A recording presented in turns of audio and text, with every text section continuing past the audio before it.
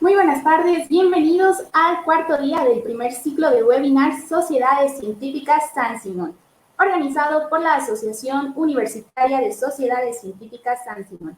Esta actividad se realiza gracias a la Dirección de Investigación Científica y Tecnológica junto a la Sociedad Científica de Estudiantes de Comunicación Social, con el apoyo de DRATEC Servicios de Automatización y LaboGen, Laboratorio de Genética y Diagnóstico Molecular.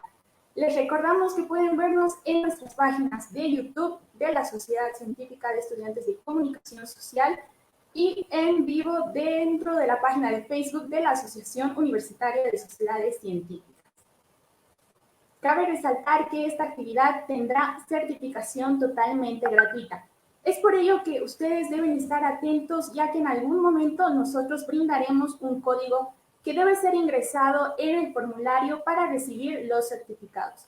El formulario estará habilitado durante 10 minutos, así que por favor llénenlo todo correctamente para evitar cualquier inconveniente. Dicho esto, damos inicio a nuestro webinar sobre comunicación y educación en tiempos de Internet y pandemia, junto al doctor Gabriel Kaplun, comunicador y magíster en educación, doctor en estudios culturales, docente e investigador en la Universidad de la República desde 1991, docente invitado de otras universidades latinoamericanas y europeas. Es miembro de la Asociación Latinoamericana de Investigadores de Comunicación y miembro de la Asociación Internacional de Investigación en Medios y Comunicación. Bienvenido, doctor. Usted tiene la palabra.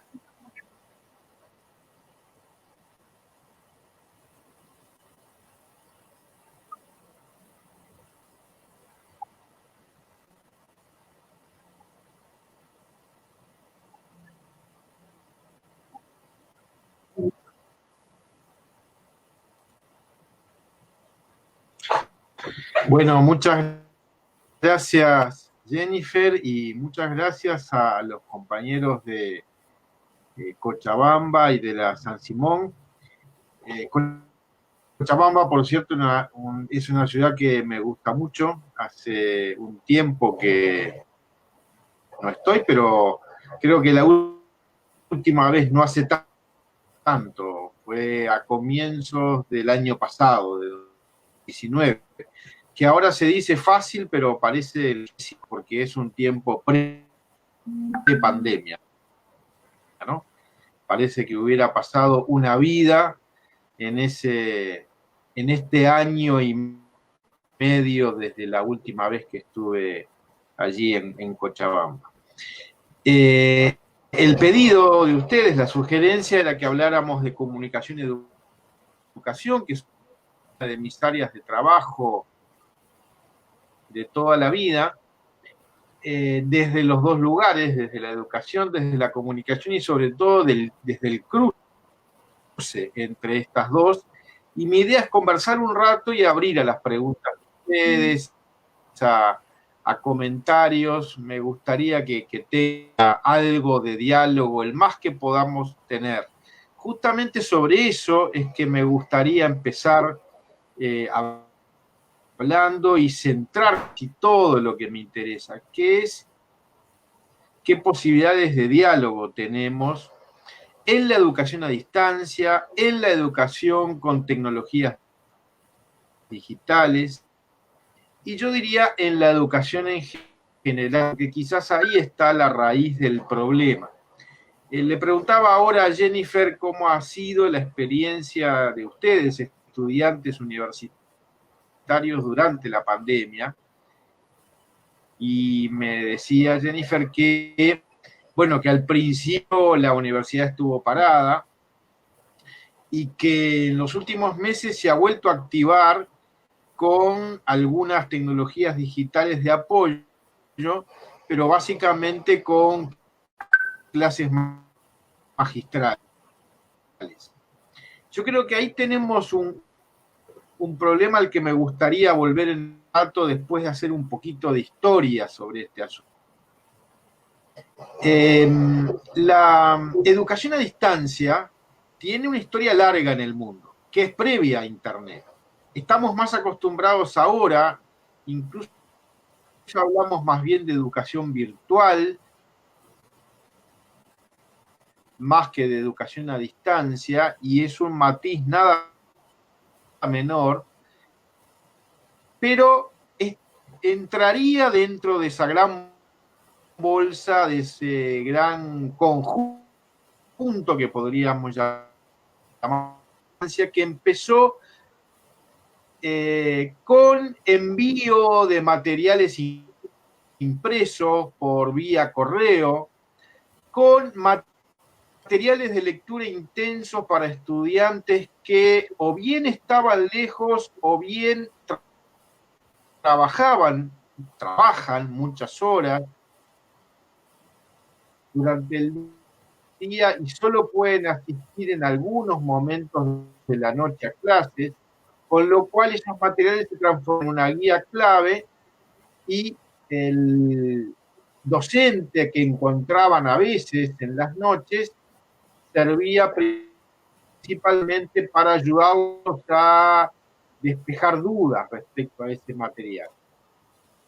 En otros casos, la distancia era total, gente que estaba lejos y que no podía conectarse nunca, no podía estar físicamente nunca presente en el lugar de estudio, y entonces el material era todo.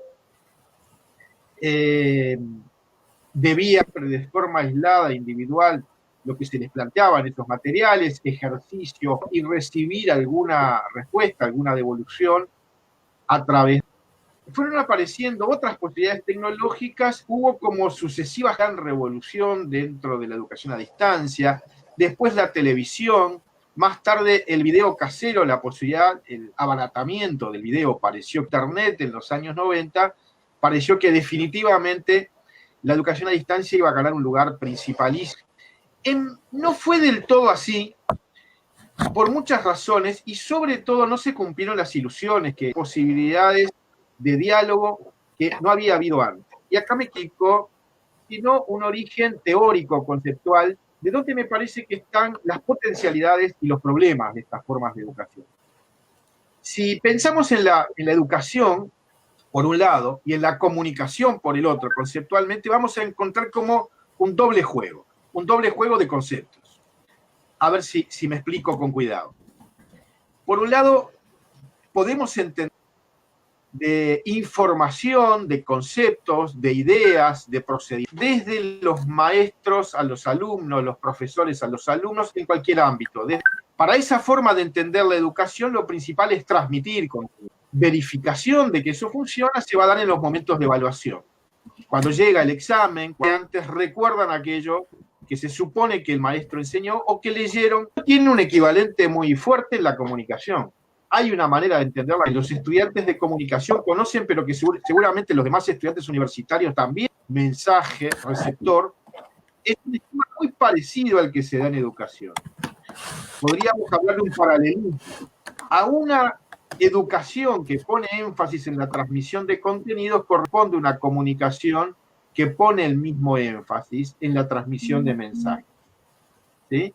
Y se le puede agregar, muchas veces se le agrega eso que a veces se le llama retroalimentación o feedback, con la palabra que primero se conoció en inglés, en las teorías de la comunicación, que básicamente es la verificación de los efectos, es decir, que lo que se quería transmitir fue comprendido y lo que se quería transmitir como habilidades fue adquirido por el otro.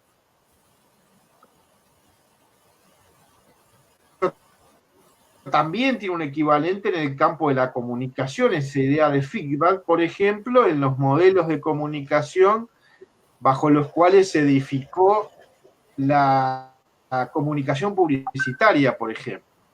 El feedback es la venta de los productos o la comprobación de que aquellos a los que se dirigía una campaña política efectivamente votaron por el candidato, por los candidatos que se habían propuesto, o que las campañas publicitarias refieren a temas de salud, si la gente cambió sus hábitos y se hicieron saludables, por ejemplo, cambió su modo de alimentación o vino mejor algunos riesgos. Nuevamente aquí hay un equivalente a una educación que está preocupada por la transmisión de contenidos y la verificación de los efectos, corresponde una comunicación con el mismo esquema.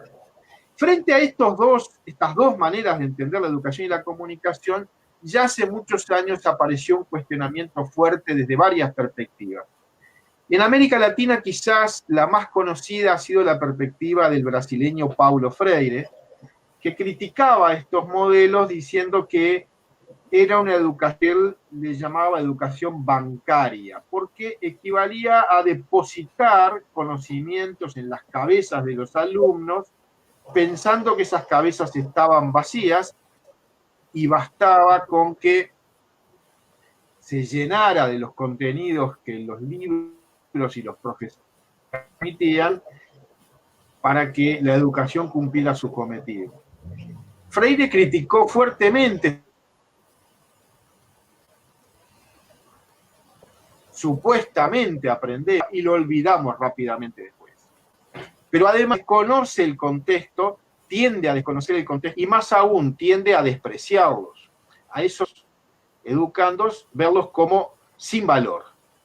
Finalmente, además, desconoce algo que en otras perspectivas pedagógicas también se ha puesto mucho el acento, y pienso en este caso a las teorías del aprendizaje de Les Vygotsky o de Brunner, que plantean que el conocimiento se construye dentro de cada uno de nosotros, no es algo que se puede poner desde afuera. Cada uno de nosotros construye dentro suyo eso que finalmente termina siendo un conocimiento apropiado por uno mismo, porque ha sido construido por uno. De otro modo, esos conocimientos quedan como algo tan superficial que cualquier lluvia se la lleva, ¿sí? Más aún, comprobamos muchas veces, y lo comprobamos mucho y con dolor a veces en la universidad. Pasamos en las carreras de comunicación, por ejemplo, varios años hablando de las distintas maneras de entender la comunicación y sin embargo termina la carrera y los estudiantes vuelven a decir que comunicación es emisor, mensaje, receptor, como si fuera la única forma de entender la comunicación, cuando hay muchas otras y muchas que cuestionan esta forma de entender la comunicación como mera transmisión de mensajes, porque, por ejemplo, proponen otras, proponen el diálogo como forma principal de comunicación. La idea de que solo el diálogo comunica, como dice Paulo Freire. Hay comunicación cuando nos comunicamos y no solamente cuando alguien comunica a otro. Él diferencia comunicar y comunicarse o comunicarnos. Y en educación pasa lo mismo. Él plantea por eso mismo una educación dialógica donde haya además diálogo de saberes entre los más viejos y los más jóvenes, que tienen saberes distintos. Y no es uno mejor, otro peor. Los viejos sabemos cosas que los jóvenes no saben, pero los jóvenes vaya si saben cosas que los viejos no sabemos. Y también entre culturas. En el caso de Bolivia, por ejemplo, pienso el proceso de los últimos años, donde en Bolivia se ha valorizado, revalorizado los saberes que vienen de los pueblos originarios bolivianos que habían sido muchas veces ignorados y despreciados por el mundo académico. Y cada vez más, no solo en Bolivia, sino en muchas partes de América Latina y en el mundo entero, esos saberes que están fuera de la academia empiezan también a ser mirados dentro de la academia, porque se empieza a reconocer que hay profundas sabidurías y a veces incluso profundas ignorancias dentro del mundo académico. Digo, por ejemplo, los saberes científicos que generaron enormes desarrollos agrícolas en el mundo son también responsables en buena medida de la destrucción ambiental que estamos viviendo hoy en el mundo entero, del fuerte peligro de que nuestro planeta tenga vida limitada gracias a o por culpa de saberes científicos súper desarrollados, pero ignorantes de las necesidades de la naturaleza. De pueblos originarios de Bolivia, de América Latina y de muchas partes del mundo que sabían defender la tierra mucho mejor que esta ciencia aparentemente superior, pero tan destructiva en el fondo. Por eso se han planteado modelos de educación que piensan en el diálogo dentro de cada aula, dentro de cada proceso educativo, pero además en el diálogo de esos procesos educativos con la sociedad que los rodea. Para esa manera de entender la educación, la comunicación también debería ser pensada como diálogo principalmente y no solo como transmisión.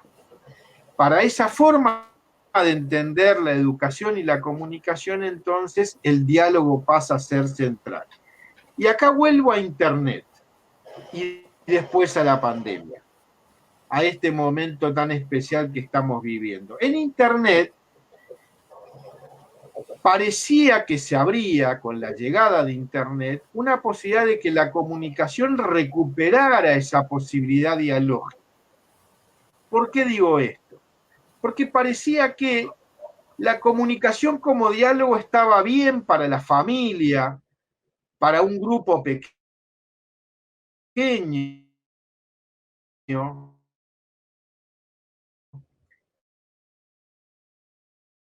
quizás para una asamblea donde es posible que ese diálogo se dé, aunque ya esa posibilidad es menor, pero imposible para los medios de comunicación que conocimos durante el siglo XX. O muy limitados en todo caso. La radio y la televisión y la prensa escrita no son en principio medios dialógicos, son en principio fundamentalmente medios de difusión, medios de transmisión. Sí, se puede escribir cartas a un periódico, se puede llamar por teléfono a una radio o a un canal de televisión, pero básicamente esos medios de comunicación están pensados sobre un esquema de un emisor, muchos receptores. La palabra broadcasting, que viene del inglés, refiere justamente a eso, la difusión desde un punto hacia muchos, pero no de muchos hacia uno, ni tampoco de muchos a muchos. Internet, en cambio, sí posibilita esto. Lo posibilitó desde el comienzo y lo posibilitó mucho más con los llamados medios sociales o redes sociales, según como nos guste llamarle. A mí no me gusta del todo a veces el nombre redes sociales, más allá de que está tan impuesto que lo tenemos que usar. Noten que en inglés no se usa tanto, se prefiere usar medios sociales, porque redes sociales tiene otros usos en las ciencias sociales y humanas muy anteriores. Todos tenemos una red social que empieza por nuestra familia, sigue por los amigos más cercanos, por el lugar de trabajo, y esos sucesivos círculos constituyen nuestra red social. Algunos tenemos redes sociales mucho más grandes, otros mucho más reducidas. Algunos tenemos redes sociales más fuertes que nos sostienen más en momentos difíciles, por ejemplo, este momento de pandemia, y otros tienen redes sociales más débiles, pero eso no tiene que ver con Internet, aunque Internet puede favorecer que esas redes estén en un contacto más fluido. Llamémosle como le llamemos, Internet, los medios sociales y todas sus posibilidades, en principio parecían que habrían una posibilidad distinta. Muchos podemos comunicarnos con muchos. Ahora sí es posible. Y eso iba a abrir un mundo maravilloso de diálogos entre todos. Desde el nacimiento de Internet, hace unos 25 años, Internet es muy anterior en realidad, pero se popularizó a mediados de los 90. Empezó su proceso de popularización cuando muchos de ustedes ni siquiera habían nacido, pero cuando nacieron ya empezaron a ver, o cuando empezaron a crecer, empezaron a ver que eso estaba en el universo de posibilidades de ustedes cada vez más, cada vez con más potencia y cada vez llenando más nuestra vida cotidiana. Y entonces acá vendría una pregunta, ¿hay diálogos en Internet? Y claro, sí, muchísimos. Tenemos muchas posibilidades. Y entonces, efectivamente, Internet es un medio dialógico. Bueno, sí y no. Con el tiempo empezamos a ver que era cierto que todos podíamos hablar, pero también era cierto que algunos hablan mucho más. Y que además algunas empresas se apropian de algún modo de ese espacio de diálogo. Algunas de las mayores empresas dueñas de esos medios sociales, Facebook, Twitter y demás, ganan mucho dinero gracias a nosotros y hay que ver cómo logran esa ganancia, en parte por publicidad y en parte por el uso de nuestros datos, y a partir de allí todos usamos ese espacio y empezamos a enriquecer a esas compañías. En ese sentido, el espacio ya no es tan libre y ahí vienen fenómenos como el de las burbujas, que seguramente ustedes habrán visto y conocido. Parece que estamos en contacto con 5.000 amigos, pero resulta que apenas 1 o 2 centenares de ellos son realmente los que nos escuchan, los que escuchamos, y eso tiene que ver con el algoritmo que guía los mensajes hacia nuestras cuentas y desde nuestras cuentas hacia otras. Por otro lado, hay algunos gigantes que ocupan el espacio mediático y si bien cualquiera puede subir sus videos a YouTube, todos hacemos un Netflix, por ejemplo, y otras plataformas nos ofrecen todo el tiempo, también con buen lucro para esas empresas. Una que conocíamos en los medios tradicionales. En este sentido, el espacio no fue tan dialógico, y es cierto que la posibilidad del diálogo estaba. Y entonces, algo en educación. Ya con la educación a distancia se había pensado y con Internet, y era que iba a haber no solo, en mi país, por ejemplo, desde hace más de 10 años se generalizó. Tenemos un plan que le entregó una computadora a cada niño de las escuelas básicas del país, de la enseñanza, y algunos decían que eso es distinto. Ya han pasado unos cuantos años, las que el que imaginábamos, pero con la pandemia volvió a no dio esos frutos tan maravillosos que imaginábamos. Esta charla con Jennifer. Yo le preguntaba cómo están siendo las clases de ustedes ahora, como se le ha llamado. Y me decía que básicamente se ponen en plataformas. Entonces volvamos al principio de esta comunicación. Una manera que Paulo Freire criticaba como bancarios, más dialógicos. En un aula presencial, en un aula tradicional, puede haber una clase magistral y los estudiantes escuchan y toman nota, y eso es todo, y después tienen que ser evaluados por lo que recuerdan o por lo que lograron captar de lo que el profesor decía y lo que estaba en los materiales, o puede haber un intenso diálogo entre el docente o los docentes y los alumnos, pero también diálogos entre los alumnos. Por ejemplo, diálogos cuando un grupo de estudiantes hace un trabajo práctico, lo discuten dentro del grupo, lo comparten con otros grupos que están haciendo trabajos similares, los discuten. Los docentes intervienen en esa discusión aportando saberes propios que vienen de su experiencia y de su formación, y entre todos finalmente dan un paso conjunto donde el docente aportó, o los docentes aportaron, pero también los estudiantes construyeron otras cosas. Mi experiencia de vida en la universidad ha sido mucho de eso.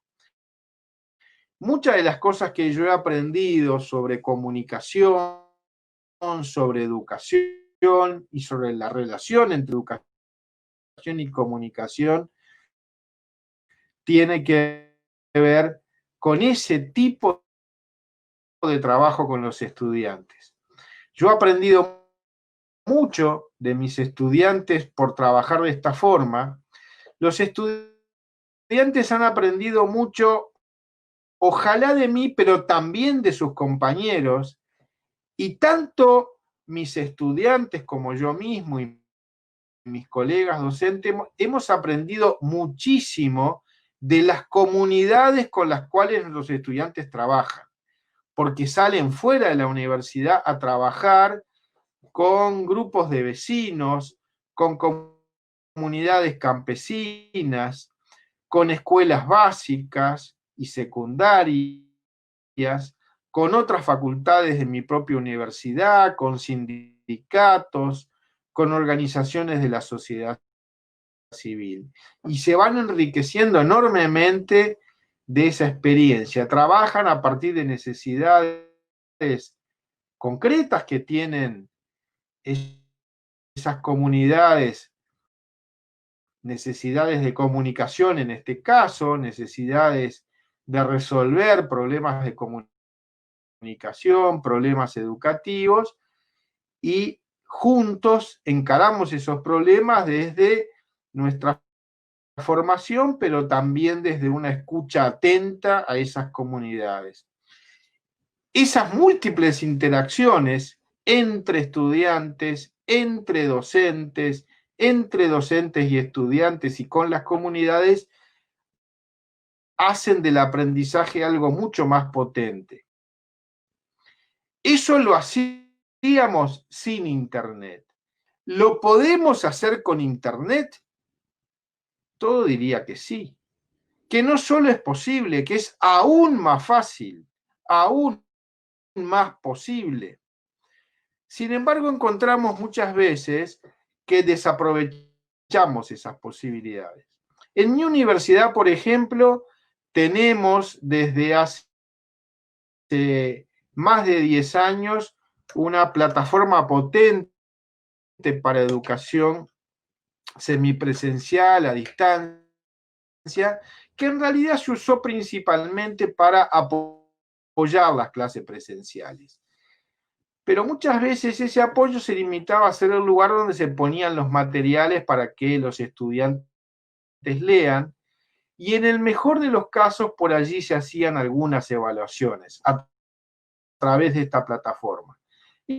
En cambio, desperdiciábamos todas las posibilidades de construcción de conocimiento colaborativo. Por ejemplo, la plataforma que usamos, que es Moodle en este caso, creo que ustedes usan también una plataforma de ese tipo, tiene posibilidades de usar wikis, que son textos colaborativos construidos entre todos, tiene riquísimas posibilidades de foros en Internet. Por ejemplo, terminamos una clase y abrimos un debate que empieza en clase pero sigue activamente luego en ese foro. A la clase siguiente comentamos que se estuvo discutiendo en el foro y lo vamos enriqueciendo a partir de allí. Los estudiantes comparten sus trabajos con los docentes, pero también con otros estudiantes, y entonces aprovechamos las posibilidades que Internet da para enriquecer mucho y con mucho diálogo nuestra educación. También vemos, sin embargo, que en otros casos nada de eso pasa, solo se cuelgan materias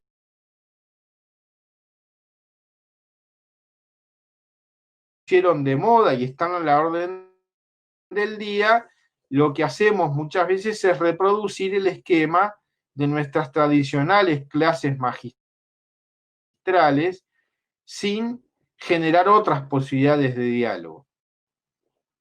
Les voy a contar lo que hicimos, por ejemplo, el otro día en la clase final de un curso del segundo semestre de la carrera de comunicación. Son estudiantes que este año ingresaron a la universidad. Tenemos allí un curso sobre el campo profesional de la comunicación. Es un curso que a los estudiantes les sirve para entender la complejidad y diversidad del campo, entender que dentro de nuestro campo profesional está el periodismo, pero también la publicidad, la comunicación organizacional, la comunicación educativa y comunitaria, la producción audiovisual, la investigación en comunicación como un campo que cruza más, pero que también tiene un desarrollo propio, la producción multimediática, y de todo eso fuimos hablando a lo largo del curso. Pero al principio del curso hicimos un ejercicio con los estudiantes, retomamos al final. El ejercicio consistía en preguntarles a los estudiantes cuáles eran las competencias que ellos creían que tenía que tener un comunicador. Y fue muy interesante las cosas que aparecieron allí. Y en la última clase, que fue la semana pasada, volvimos a un ejercicio un poco más fino. ¿Cuáles eran, les preguntamos, las competencias específicas que tenían que tener los periodistas?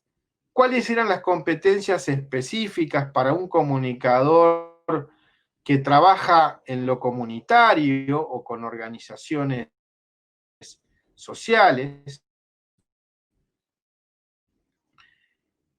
Y nos encontramos con cosas súper interesantes que fuimos discutiendo uno a uno. Efectivamente, sentimos que había habido un gran cambio a partir de todo ese curso donde habíamos tenido a lo largo de las distintas clases a docentes contando cómo eran esos distintos campos, y también a invitados profesionales que compartían su experiencia y los estudiantes les preguntaban sobre esa experiencia, cómo era, cómo soy, su vida profesional como periodista, como publicista, como comunicador en organizaciones, etc. Bien interesante el ejercicio que usamos. Ustedes saben que algunas plataformas, por ejemplo, tienen la posibilidad de trabajo en grupos. Perfecto, armamos grupos. Después de un rato de discusión con esa consigna, un grupo trabajaba sobre el periodismo, otro sobre la publicidad, otro sobre la producción audiovisual y así sucesivamente. Después de un rato de trabajo en grupos con las competencias, volvimos a juntarnos, escuchamos lo que cada grupo había trabajado y lo íbamos comentando los dos docentes que estábamos allí virtualmente. Todo esto por internet. Bastante parecido en este sentido a lo que hacíamos en clase. Por eso yo digo, no hay revolución pedagógica sin pedagogía. No hay revolución pedagógica solo con tecnología. Incluso al revés, la tecnología a veces reafirma lo que ya hacíamos con pedagogías muy viejas, muy transmisivas, muy poco dialógicas, muy bancarias, como diría Freire, y nos sirve para reafirmar eso. Y al contrario, si ya éramos dialógicos en el aula, es probable que fuera del aula también lo seamos. A veces pasa algo triste, y es que éramos más dialógicos en el aula presencial que en la virtual. Resulta que cuando nos vamos al aula virtual nos volvemos monológicos en vez de dialógicos. Nos ponemos a dar conferencias y nos olvidamos del diálogo con los otros. Es una pena porque Internet tiene estas posibilidades. En estos meses de pandemia yo lo he ido descubriendo, pero también quiero decir que nos hemos encontrado con muchos problemas nuevos. Algunos tienen que ver con la brecha digital. No todos los estudiantes tienen la misma posibilidad de conectarse y del mismo modo. Por razones tecnológicas, a veces por razones culturales, eso pasa. No siempre tienen ni el mejor dispositivo para conectarse, ni siempre tienen buena conectividad allí donde viven.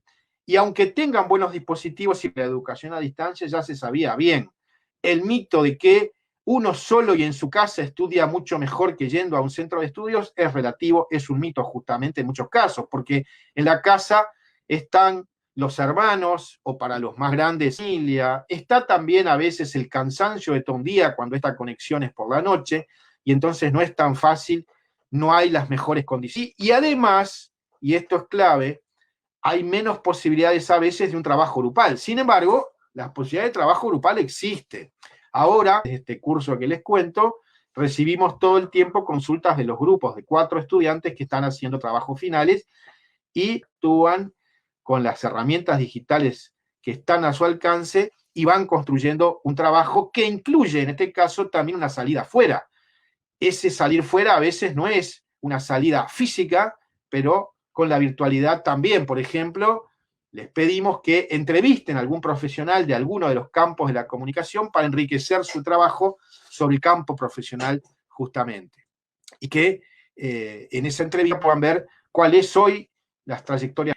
Entonces me gustaría a partir de estas cosas justamente abrir, aunque sea un poco y un rato, en estos 40 y algo de minutos que nos quedan, un diálogo con ustedes. Me gustaría que justamente no caiga yo.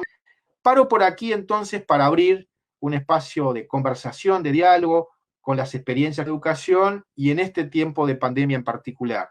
Me gustaría que critiquen, que cuestionen, que compartan también lo que están viviendo.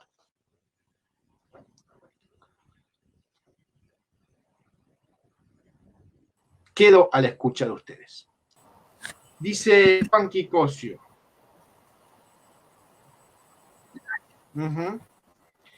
Mira, Juanqui, a ver, el término de comunicación ha tenido también su propia historia. Algunos lo atribuyen a mi padre, a Mario Kaplún, otros dicen que más bien ha tenido un origen en los colegas brasileños de la Universidad de San Paulo que vienen trabajando en esta línea. En fin, distinta gente se atribuye el término, no importa mucho. A mí me parece que estamos en un buen tiempo para eso, llámese como se llame. En el sentido de que, más que nunca antes, los educativos tienen que pensar sus aspectos comunicacionales. Empiezan a veces tardíamente por desde tecnologías, desde Internet y su uso, desde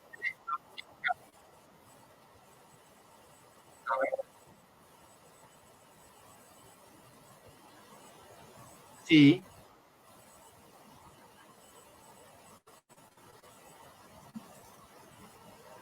Sí, yo estaba respondiendo, ¿nada se escuchó? Pregunto. Ya volvemos. Mil disculpas por los problemas técnicos.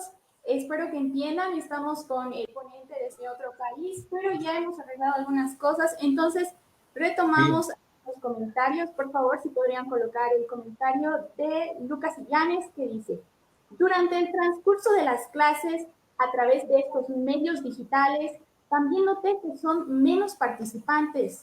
Desde su perspectiva, ¿cuáles son los motivos y cuáles son las soluciones? Bien, bueno, me parece que tiene que ver con lo que comentaba hace un rato, en el sentido de que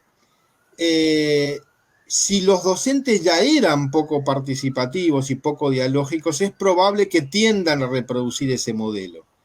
Puede haber además un agregado tecnológico que dificulta. Por ejemplo, acabamos de tener esta dificultad de conexión que podría hacer pensar que más bien pongamos un video y olvidémonos de todo diálogo. Bueno, yo no renunciaría nunca a ese diálogo si es posible, haría todos los esfuerzos por recuperar esa posibilidad de diálogo.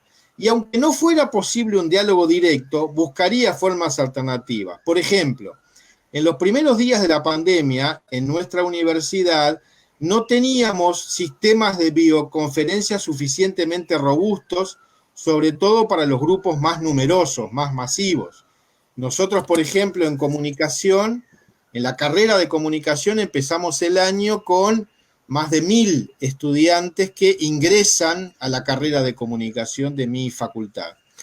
Y tenemos esos más de 1000 estudiantes distribuidos en grupos, pero son grupos enormes de 300 o 500 estudiantes. No teníamos al comienzo sistemas de videoconferencia adecuada, pero el primer día de la pandemia, que aquí empezó el 13 de marzo, un viernes, y el lunes 16 teníamos clase, lo que hicimos ese día fue grabar un video, sí, pero proponer una conversación en un foro virtual. Y fue muy rico ese foro virtual. Les propusimos que conversáramos justamente sobre cómo se estaba viviendo la pandemia en su caso personal y cómo se estaba viviendo en nuestra universidad y en otras universidades del mundo. Y se estableció una conversación súper rica, súper interesante desde el primer momento de clase. Eso fue en el primer semestre, donde teníamos un curso de introducción a la vida universitaria. Entonces ahí buscamos la alternativa. No teníamos posibilidad de dialogar, podíamos tener dificultades como las que acabamos de tener con ustedes, pero buscamos ese foro virtual. El foro era algo que ya estaba en la plataforma Moodle y que nosotros ya usábamos, pero que otros docentes prefieren no usar. Insisto entonces, yo creo que cuando el diálogo no se pierde por usar recursos tecnológicos, el diálogo se puede incluso fortalecer con recursos tecnológicos. Lo que tiene que haber es primero una voluntad de diálogo y después métodos adecuados para el diálogo. Y recién en tercer lugar, tecnologías que puedan apoyar. Si lo miramos al revés, la tecnología primero, y ahí se nos termina complicando. Si pensamos que es en función de la tecnología que vamos a trabajar, estamos viendo la cosa al revés. La tecnología debe estar al servicio de nuestro trabajo pedagógico. Y bueno, y acá me gustaría no dejar sin respuesta las dos preguntas anteriores. No sé si te parece, Jennifer, que también las responda, porque yo las vi e intentaba responderlas. ¿Te parece que las responda también? Por supuesto, doctor, eso es fácil. ¿Sí? Porque había una sobre la educomunicación y otra sobre las redes sociales. Sobre la educomunicación yo decía que, ahí está la pregunta de Junki, decía que la educomunicación, un concepto que nació ya hace muchos años, me parece que está en un momento especialmente potente, donde puede desplegar muchas de las cosas que habíamos pensado. La educomunicación era una manera de pensar lo educativo en la comunicación y sobre todo lo comunicacional en la educación, ¿sí? Porque no hay educación sin comunicación. ¿Pero qué quiere decir eso? ¿Quiere decir que no hay educación sin transmisión? Bueno, sí, pero sobre todo quiere decir creo yo, que no hay educación sin diálogo. Entonces este es un precioso momento para trabajar sobre los problemas de comunicación de la educación en tiempos de Internet y además en tiempos de distancia social, en este tiempo de pandemia que nos ha obligado a estar lejos, pero que nos obliga a buscar formas de estar cerca. Y ahí va a ser útil la tecnología, pero va a ser aún más útil si la podemos utilizar con potencia, utilizar de modos creativos. Y ahí la educomunicación tiene mucho para aportar, porque desde siempre se ha planteado los problemas de la comunicación en la educación, principalmente como los problemas de los diálogos en educación, de las interacciones ricas en educación, y no solo la transmisión. Había otra pregunta respecto a las redes sociales. No sé si estoy seguro de haberla entendido bien, pero creo que las redes sociales pueden tener un papel distractor que a los docentes les molesta, nos molesta alguna vez, pero también puede tener un papel muy potente que complementa y que apoya los procesos educativos. Nosotros, por ejemplo, cuando empezábamos algún curso, dentro del aula, en este caso era una clase presencial muy masiva, le decíamos a los estudiantes que se hicieran amigos de un personaje imaginario que habíamos inventado para ese curso y habíamos creado ese personaje, esa cuenta en Facebook, y que se juntaran en grupos pequeños y construyeran una imagen entre todos, una imagen construida con el cuerpo incluso, o con los recursos que tuvieran a mano, una imagen que diera cuenta de su vivencia de universitarios en ese caso, porque era este curso de Introducción a la vida universitaria, y subieran esa imagen con un breve comentario a ese muro de Facebook, al muro de este personaje, con lo cual estábamos usando desde el primer minuto redes sociales de un modo que resultaba muy práctico y muy útil para esa clase.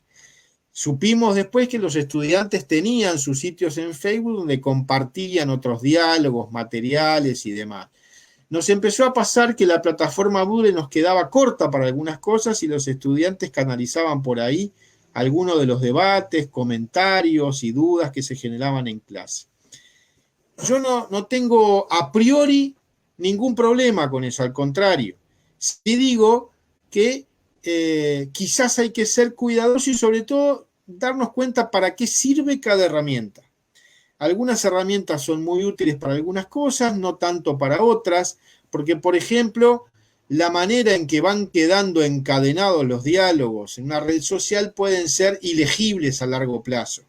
Puede ser que nos cueste mucho encontrar un contenido cuando se acumula una conversación muy extensa y muy compleja en una cuenta de Facebook o en un hilo de Twitter, o en una historia de Instagram que desaparece enseguida y ya después no sabemos ni dónde está. Entonces quizás ahí es que es mejor usar plataformas que pueden ser más rígidas, que estamos menos acostumbrados como Moodle, pero que nos resuelve mejor la acumulación y la búsqueda, porque tiene mejores sistemas para eso, para las búsquedas, ¿sí? Hagan ustedes la prueba de encontrar un contenido propio antiguo en sus cuentas de Twitter, Instagram o las que usen. Es mucho más difícil o imposible a veces. Y menos encontrar lo que otros dijeron, ¿sí? Uno se vuelve loco buscando y cuesta mucho encontrar. Estas plataformas tienen muchos mejores sistemas de base de datos. Bueno, es por eso que fueron pensadas para procesos educativos. Entonces, está bien, pero las redes, las llamadas redes sociales son muy cómodas para algunas cosas, para debates rápidos y cortos, para enriquecer una conversación entre muchos, para formar grupos rápidamente. Entonces tienen algunas ventajas y está bueno saber usarlas.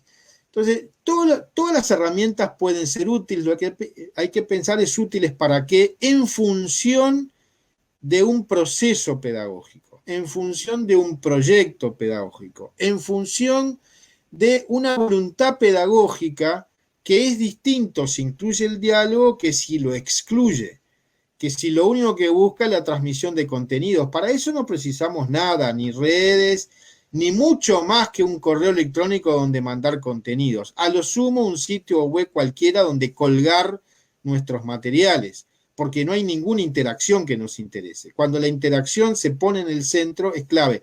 Y a muchos de ustedes que son estudiantes de comunicación, vale la pena también decirles algo que no viene tanto de Freire, sino de Vygotsky, este señor que no sé si conocen, pero que yo mencionaba, y él justamente insistía en la importancia de la comunicación en los procesos educativos. Y lo ejemplifico con esto. Yo le digo muchas veces a mis estudiantes que está bueno que esa idea que están teniendo la expliquen con claridad. Y muchas veces hay estudiantes que nos dicen, mire, profe, yo lo tengo claro, pero no lo sé decir. Y en realidad, cuando alguien no puede decir algo es porque tampoco lo ha podido pensar. Y la inversa también es cierta. A mí a veces me pasa en una clase que digo algo y yo mismo me quedo un poco sorprendido porque me doy cuenta que lo acabo de razonar, que lo que acabo de decir es lo que logré pensar. Mi tocayo, Gabriel García Márquez, lo decía muy bien. Él decía, yo no escribo lo que pienso, escribo para saber lo que pienso. Esto es así porque, como bien explica Vygotsky, lenguaje y pensamiento son dos caras de una misma moneda. Lo que expreso es lo que pienso y si no lo puedo expresar, no lo puedo pensar. Y si negamos la expresión, si coartamos la expresión, si la impedimos, la expresión de los estudiantes, impedimos la creación de pensamiento, impedimos el crecimiento del pensar. Por eso es tan importante la comunicación dentro de un aula y también cuando ya no estamos en un aula y nos comunicamos por estas vías.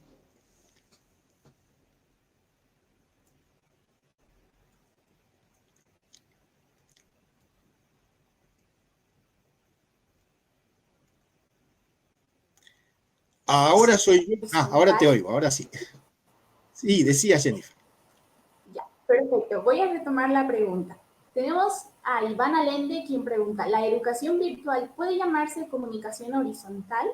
¿O por la falta de diálogo entre docente y estudiante no puede ser así? Bueno, vuelvo un poco a lo anterior. Virtual no es sinónimo de horizontal.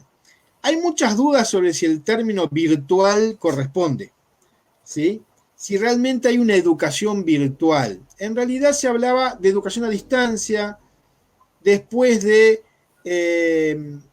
educación electrónica, se le dijo, eso de poner la e-learning, que se le puso como a muchas cosas, e-commerce, ¿no? E-learning, etc. Yo siempre tuve dudas con esta cuestión. Una cosa es una educación dialógica que usa recursos digitales, ¿sí? O una educación no dialógica que usa recursos digitales. Ambas pueden usar recursos digitales, pero lo dialógico no está definido por lo digital o por lo virtual, si ustedes prefieren. Está definido por el proceso de comunicación que se da, sea o no en el espacio virtual. Entonces, la virtualidad no es garantía de diálogo, pero tampoco es garantía de no diálogo. Ni es verdad que por ponernos en una videoconferencia vamos a dialogar, ni tampoco es cierto que por estar en videoconferencia no, está impedido el diálogo, no podemos dialogar. Yo discuto a veces con colegas míos que dicen, pero si tú estás en una clase con 300 o 500 estudiantes, lo único que puedes hacer es darles conferencias, tomar un micrófono y hablar para ellos. Y yo le digo, no, en nuestras clases de 300 o 500 buscamos el diálogo. Y yo le digo a este profe además, ¿y tú cuando tienes un grupo de 30 sí dialogas? Y a veces se quedan pensando y se dan cuenta que tampoco con 30. El problema no es el número y el problema no es lo digital. El problema es cuál es la actitud de inicio de este docente, de qué manera él concibe el proceso educativo, qué tan importante para él es la palabra de los estudiantes. Perfecto, doctor. Muchas gracias por la respuesta. Vamos a ir finalizando y tenemos la pregunta de Beto Castro, quien dice, ¿la utilización de redes sociales será la base fundamental para un nuevo paradigma educativo o este sería el complemento del actual modelo educativo? Mira, vuelvo un poquito también a lo anterior. No creo que haya un nuevo paradigma, una revolución educativa por la herramienta que se use. Sí, creo que es cierto que el mundo digital nos ha hecho ver muchas cosas de un modo distinto. Por ejemplo, hay una enorme masa de conocimientos disponible que antes teníamos mucho más distante. Teníamos que ir a una biblioteca o esperar que el profesor lo dijera o buscarlo con mucho trabajo investigando, y disponemos hoy de una enorme masa de información. También tenemos un enorme riesgo de información de mala calidad y de dificultad para discriminar qué información es de buena calidad y cuál no. Nuestro problema cambió en ese sentido. Tenemos además una enorme posibilidad de dialogar rápidamente con otros y con otros que a veces están muy lejos.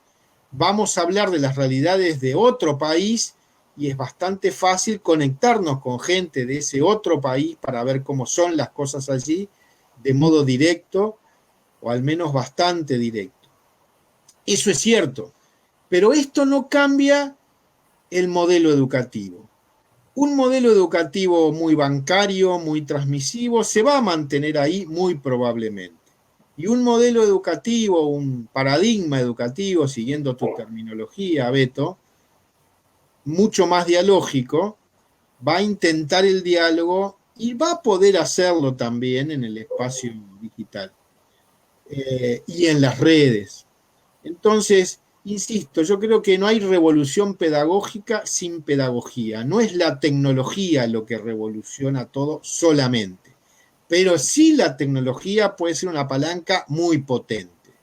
Las posibilidades que tenemos ahora de hacer cosas de modo dialógico, abarcando a muchos más, abarcando a gente que está muy lejos, abarcando a quienes no pueden estar todos juntos y a la vez y se conectan en distintos momentos. Esto es clave porque lo asincrónico es una posibilidad que enriquece mucho el espacio educativo. A veces nos quejamos de lo asincrónico y decimos que es mucho mejor si es el diálogo directo que se da en la videoconferencia. Pero cuidado con eso, porque también lo asincrónico tiene ventajas.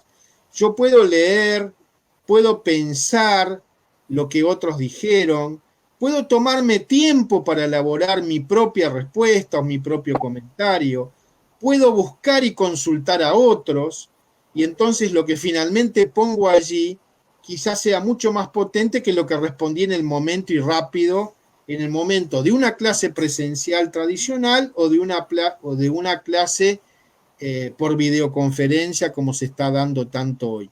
Es decir, lo sincrónico junto con lo asincrónico enriquecen mucho la educación. Las redes sociales también tienen este carácter de sincronías y asincronías. Está el chat, está la posibilidad de la comunicación instantánea, pero también está la posibilidad de ver después, discutir después, entrar al día siguiente, retomar un hilo de conversación, y eso es muy interesante también.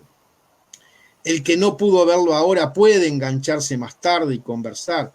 Todo eso, si lo aprovechamos bien, si lo incorporamos a nuestro trabajo, sí puede mejorar mucho, pero dependerá todo fundamentalmente de cuál fue el modelo de partida. Y ese modelo es pedagógico principalmente, no tecnológico, en mi opinión al menos. Muchas gracias, doctor. Ya para ir finalizando, hace un momento usted nos comentaba de que en una de sus clases hablaron sobre las competencias que debería tener un comunicador. Josué Alexander quiere saber cuáles son las competencias que lograron dialogar. Bueno, la lista es muy larga, así que no la voy a poder repetir toda ahora, pero sí me gustaría mencionar algunas cosas de las que solemos conversar y que fue muy interesante conversar. Por ejemplo, es muy tradicional encontrar entre las competencias del comunicador su capacidad expresiva, ¿sí? Su capacidad de síntesis, su manejo del lenguaje, su manejo de las tecnologías, su capacidad de edición, Esto vale especialmente para la multimedia y para la producción audiovisual, y todo eso es cierto. Pero hay otras competencias, otras habilidades que a veces tienen un lugar menor. Y yo destacaría al menos dos grupos de competencias que cada vez son más importantes para la formación de un comunicador. La primera tiene que ver con la capacidad de escucha. Parece que el buen comunicador es el que habla bien, pero nos olvidamos que el buen comunicador es el que escucha bien también.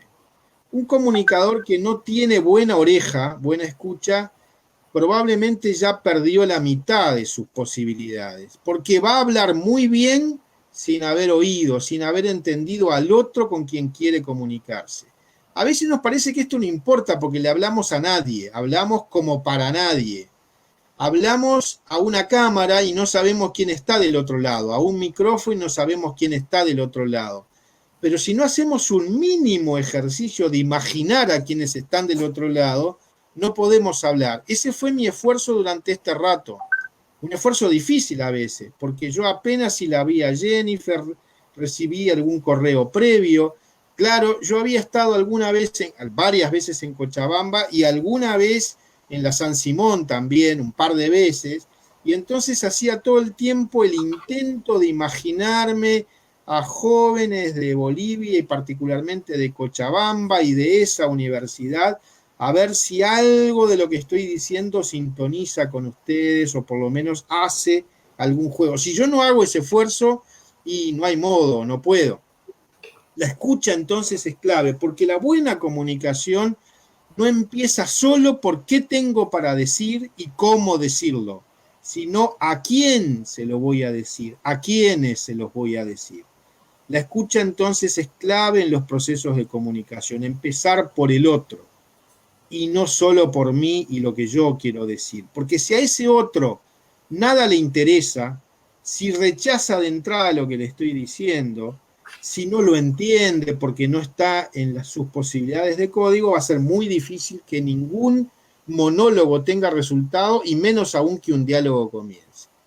El otro grupo de competencias tiene que ver con los procesos y no solo con los productos. Los comunicadores a veces nos visualizamos principalmente como productores de medios y mensajes, y eso es cierto. Pero también somos muchas veces, y esto pasa sobre todo en algunos campos profesionales como la comunicación organizacional, algunos le llaman comunicación institucional, la comunicación comunitaria, la comunicación grupal, la comunicación educativa, ya que estamos en este campo. En esos casos importan los productos, los mensajes, pero sobre todo importan los procesos, las estructuras. Para mejorar la comunicación de una empresa, por ejemplo, va a servir de muy poco que yo mande mensajes muy interesantes a todos los que trabajan allí. Más bien lo que voy a tener que mirar es cómo se comunica esa gente dentro. Y entonces lo que tengo que ver es cómo son los procesos de comunicación, qué espacios de encuentro tienen, espacios físicos o virtuales, pero cuáles son los espacios de encuentro. Yo trabajé muchos años como consultor en comunicación organizacional y ese era mi principal trabajo, entender las estructuras y los procesos de las organizaciones con las que trabajaba, empresas, cooperativas, sindicatos, partidos políticos, etcétera, entender esas estructuras, esos procesos, entender la forma en que se comunicaban con los de fuera de la organización y tratar de mejorar esos procesos. Habilidades vinculadas a la generación de proyectos, de procesos, de la comprensión de estructuras, no son muy habituales en la formación de muchos comunicadores y a veces parecen no ser del campo comunicacional. Algunos dicen, no, eso es más para los sociólogos o para los psicólogos, y en realidad ahí se juega mucho. Y uno finalmente las dos cosas, la escucha, que decía antes, y los procesos. A mí me ha tocado trabajar mucho en el campo de la comunicación y la salud. Y buena parte de los problemas de comunicación en salud no se juegan en las campañas publicitarias sobre salud, sino en qué le dice el personal de salud a quienes recurren a sus servicios. ¿Qué le dice un médico a su paciente? Ahí se juega buena parte de los problemas de comunicación. ¿Entiende lo que le dice? ¿Sigue efectivamente los consejos del médico? En medicina, por ejemplo, está muy estudiado el problema de que los pacientes en un número muy importante no siguen los consejos de sus médicos. Y ahí hay un problema comunicacional bien complejo, y el problema parte de la no escucha del médico a la realidad del paciente. Le aconseja cosas que el paciente difícilmente puede hacer, que difícilmente comprende, que van contra todos sus hábitos de vida y que es muy difícil cambiar. Ese es un problema comunicacional típico, y no es solo de psicólogos, los comunicadores podemos intervenir ahí. Bueno, todo esto enriquece mucho las competencias de un comunicador. Todo esto nos alegramos mucho con mi compañera de trabajo en la clase esa que les comentaba, porque al principio del curso ni se pensaba como parte de la formación de un comunicador. Y al final de este curso, los estudiantes empezaron a entender que por ahí había un área también importante para su formación, y que era importante que en su carrera, que recién está empezando, incluyeran habilidades para producir mensajes, pero también habilidades para la escucha, para los procesos, para las estructuras, para la comprensión del otro. Esto nos resultó muy gratificante, digamos, porque sentimos que habíamos podido ayudar a los estudiantes a pensar su carrera, una carrera muy flexible, en el caso de nuestra universidad, eligiendo los cursos en función de un perfil que quieren construir y que puede ser mucho más rico que solo saber manejar la cámara, el micrófono, la escritura, que son importantes, pero no alcanzan.